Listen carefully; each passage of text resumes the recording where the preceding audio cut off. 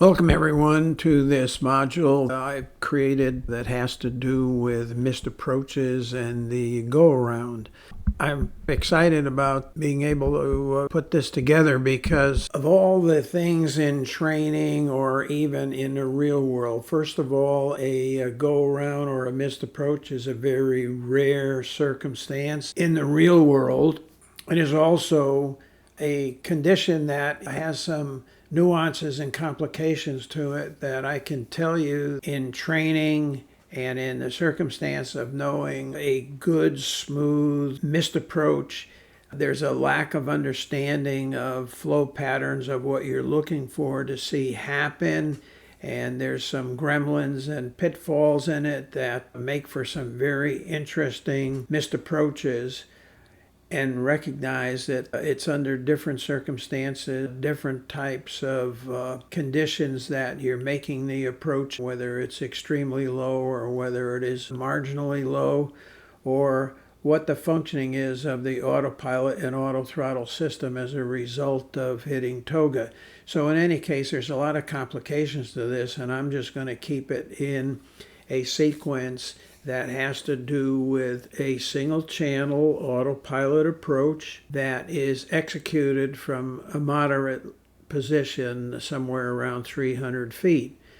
Recognizing that this is unique to a single channel autopilot approach. I am going to make modules that have to do with Cat 2s, Cat 3s, with non-precision approaches and some of the different circumstances of how you would have automation set up. And in many cases, airlines have their own software programs for what happens on a missed approach in terms of auto throttles remaining on, autopilot remaining on as in a dual channel approach, etc. So there's a lot of nuances that you're going to have to know about your particular airline in terms of the system, but the basic system and the steps that are going to be needed to make a missed approach I'm going to cover here. And in the end, I'm going to give you a flow pattern that will be helpful, because I can tell you of all the things that go on in training, missed approaches are the most difficult to learn because it happens rapidly. A lot of things are sometimes missed as to having not been engaged and have some indications so that you can recover easy. These are some of the things that I want to bring out in this lesson. I will tell you that missed approaches and engine failures on takeoff just at or after V1 in extremely low weather conditions are some of the most interesting things that can happen, where techniques and full understanding of what you have and what you don't have when these particular conditions are encountered in those two areas. We're going to cover those things, and I'm going to cover first this missed approach in a relatively normal circumstance. Here's a situation where we're on an approach, and I want you to notice, number one, that this is a single channel approach, meaning only one channel of the autopilot is engaged at this time. The second channel is not, and that's intentional. For those of you that have systems that only have a single channel and not dual channel, this light would be green at this time. But with a dual channel, this is just reminding me that I really have another autopilot I can hook up. I'm going to do the dual channel missed approach here as part of a future lessons. But here we are on the speed, on the approach. We're on glide slope. We are certainly close on the localizer here. We can see on our glide path here that it agrees pretty much with what you see over here on the glide slope. Notice we're a mile from the end of the runway. We're coming through 400 feet. My FMA, which is going to be an important thing to key on during the next sequences, we have speed based on a mode control panel speed setting. This is a localizer that is captured. The glide slope is captured. We have the missed approach altitude set. We're at 300 feet AGL. So that's where we are. We're on this approach. Now the next thing that we're going to have happen, we are going to go missed approach. And let's just assume in this place here that we were told to go around at this point, or what we did is execute a missed approach based on some minimums. In any case, here's what is important. This is where a lot of misunderstanding or lack of knowledge is about flying a missed approach on the 737. Number one, you're going to hit a toga button on the throttles. That button is down deep enough here where the first gremlin that comes up is that individuals don't actually get that button executed. Now, later on, I'm going to make a suggestion on how to have your hands on the throttles at this point, because most airlines would have a procedure that you have your hand on the yoke and hand loosely on the throttles so that you're ready to take over manually if you have to. What very often happens is we fly with all our fingers on top of the throttle, our little finger and our thumb is on the side, which sometimes in the 737 can disengage the auto throttles. That we don't want to do, and I'm going to suggest that you just have one of your index finger back behind the throttle knob so that can get down into that toga button area, because very often what happens, depending on just not getting it or fingers being short, when people go to get that toga button, very often you don't get it. And that's the thing that I want to really emphasize. I want to make sure that I'm in position to get that toga button, and I should be ready for a missed approach all during any approach, especially in training. In any case, I'm going to hit toga. And if the auto throttles remain on, which they are going to in this case, the autopilot is going to disconnect. So we've got an auto throttle that is going to work, but we also have to manually fly the aircraft. Be prepared to do so. Now, when I hit that toga button, if the auto throttle's operating, I want to feel that those thrust levers are coming forward in my hand. And simultaneously, this is all simultaneous, the power is coming up.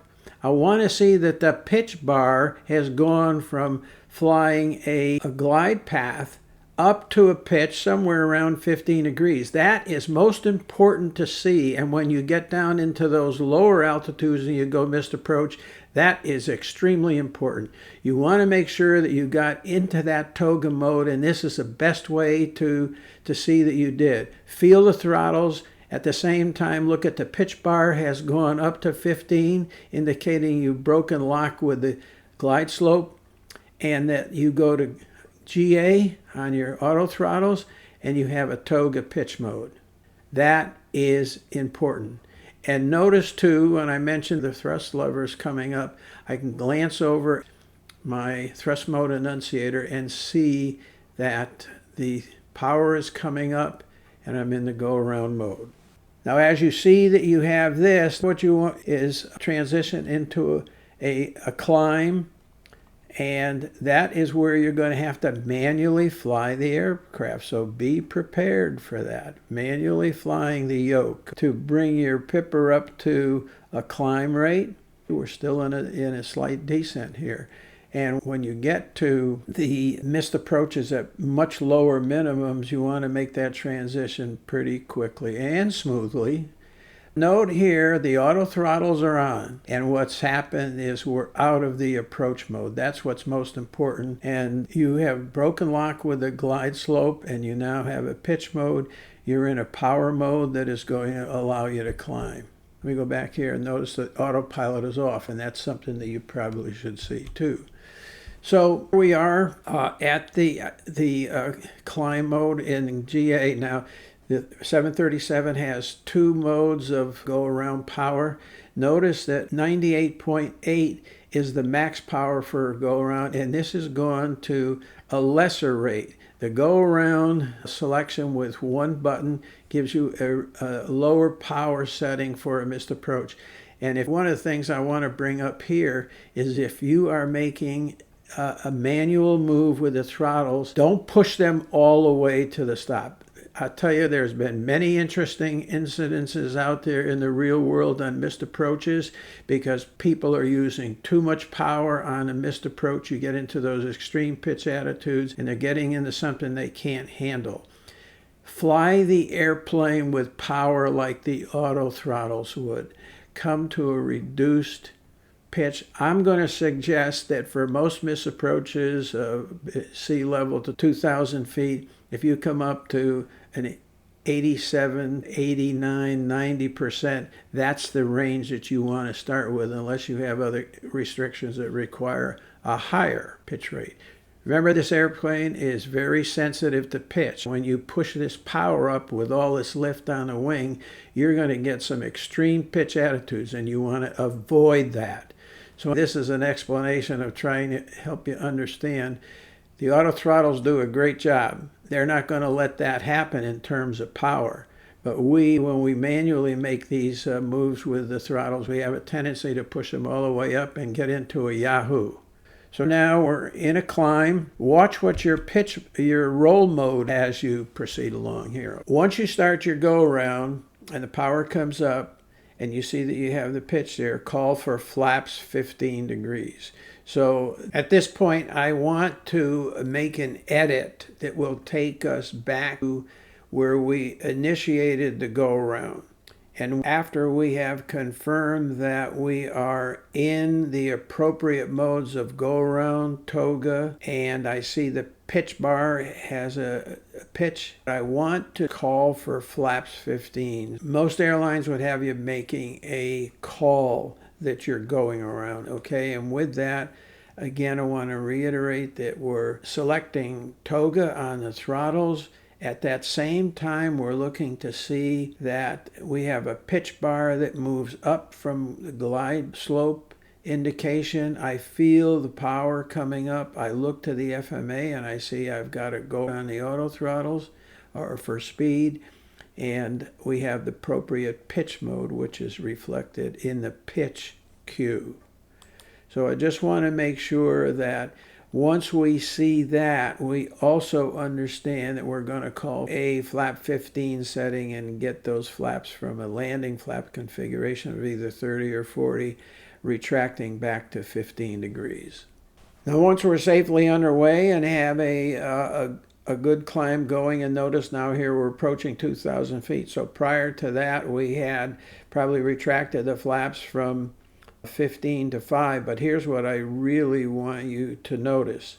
At this point, and I would suggest you seriously consider getting back on the autopilot as soon as possible, even before you get to level off altitude.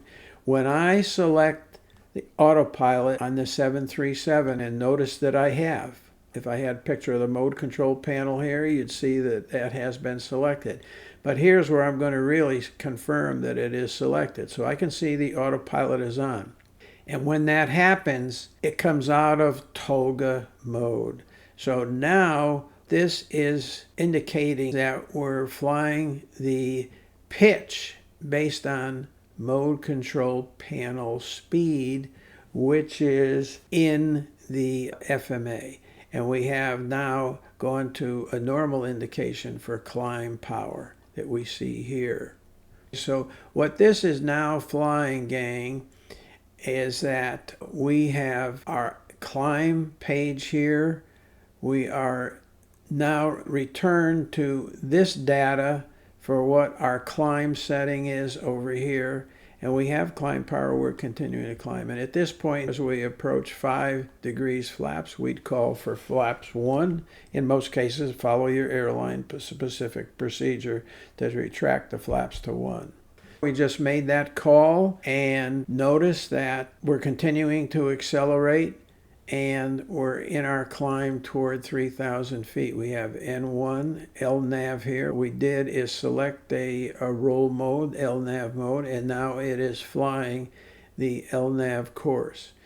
You're just going to have to notice some of the things that you don't have on a missed approach and go ahead and engage them. And remember, initially we didn't have a roll mode indicated here. Well, that's just a suggestion. It's kind of giving us a little knock to alert is, hey, find something to engage here. So in our case, we engaged LNAV, and now we're on this LNAV course. So these are the little gremlins that sometimes can creep in that we've got to stay ahead of here. But in any case, we're making this climb based on MCP speed, and we're continuing to climb on this missed approach. Here we are about to level at 3,000 feet. And notice, this is what I really suggest, either as you approach an altitude that is where you're going to level off, or prior to that, that you engage the autopilot, which we did. But now as you approach level off, here's a thing that I think is important to just confirm and check. Number one, I suggest you get the auto throttles on rather than fly manually unless your procedure doesn't allow that. But the auto throttle's on. I want to make sure I have an appropriate speed mode. If you're flying an LNAV or an RNAV missed approach, engage VNAV. Make sure that LNAV is engaged. And I'm seeing that I have VNAV path for pitch now, and that's the mode that I want. I've turned everything over to the FMC for speed as well. And I have an altitude that is set properly. And now I go ahead and select the autopilot. So I'm suggesting you take a pattern and flow from the left with the auto throttle all the way across to a speed mode, roll mode, altitude, and then select an autopilot if you haven't already selected it. Now that the flaps are up, what's happening is the speed bug has gone out to 250 knots, which is what the FMC calls for. But one of the things that I like about turning it over to the FMC is notice here on our course out this deceleration point. And although we don't have the holding pattern depicted here, note that this is going to automatically, based on the fact that it's in the VNAV mode, it's automatically going to decelerate to the appropriate hold speed for this altitude. And that's a nice feature to have, that it's going to do it automatically and that it's showing you VNAV path. That is what's going to happen. On this next slide here, what I'm showing you, that if you wanted to manually make sure that you were controlling your speed, you could go ahead and do speed intervention. Notice I'm still in the VNAV mode. VNAV, I speed intervention, and then I select the speed that I want the aircraft to fly. So anyway, gang, that pretty much is the process. I want to talk about a flow pattern here. And this is just a suggested flow pattern. But if you get this down, your missed approaches are going to go well, whether it's in training or whether it's in the real world. This is important. I can't emphasize how screwed up these damn missed approaches are, because there's a lot that you have to notice is happening properly, and you have to notice isn't happening. So it's a two-sided coin. Please know this well. On a missed approach, this is the suggested flow pattern that I'm going to give you. Simultaneously, that first part of this missed approach, press the toga button. And as you press the toga button, I want to feel, if I have the auto throttle switch on, I want to feel the throttles advancing. That's a positive thing. And if you don't have the auto throttles on, or they have disengaged as a result of your software, manually advance them. And again, I'm going to suggest that in most cases, at least initially, bring it up there to 87 to 90%, and that's going to be fine, versus a full pitch that's going to take you up into 20-degree pitch and more. Be very careful of that. Note the pitch cue at the same time, simultaneously, all of this. Note the pitch cue display climbs. That's right in front of you on the PFD. So note that is indicating that climb up to about 15 degrees of pitch.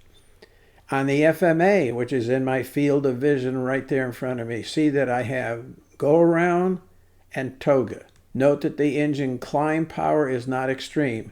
Whether that's being done automatically or you manually, and have your partner help you with that too if you're busy flying manually on the missed approach. Retract the flaps to 15 degrees. On the positive rate of climb, you're going to deal with raising the gear. So simultaneously you're doing these steps. Then after that, immediately after that, when you notice all this is happening, retract flaps to 15 degrees in a progressive seconds or after that. Handle the gear being raised with a positive rate. Go back to your FMA and see that you have a proper roll mode for the missed approach, and then flap retraction on schedule. When you get to a level off point and things slow down a bit, and if you haven't done any of these things prior to this, when you can, as you have things stable, go across that mode control panel from left to right, see that the auto throttles are on. It's in VNAV or an appropriate speed mode selection. It's in LNAV if it's an RNAV, a missed approach, or an appropriate heading mode for what that particular missed approach is. The appropriate altitude is set, and then go to the autopilot, turn it on, check your primary flight display to see that you have command. Gang, this is pretty much what the process is on a missed approach. I hope you study this. I hope you know this. Practice this when you have opportunities on your own in some of your training devices. This will be most helpful. And if you get this down and have a good understanding of even before you start to fly any of these missed approaches, you'll be well ahead of the game. And by the end of training, you'll have them down well. This is going to become extremely critical that it be done in the kind of speed and pattern that as you get lower and lower on the approaches. And I will cover dual channel missed approaches and some of the other conditions of missed approach and various different approach profiles. Thanks for your time and attention, and good flying.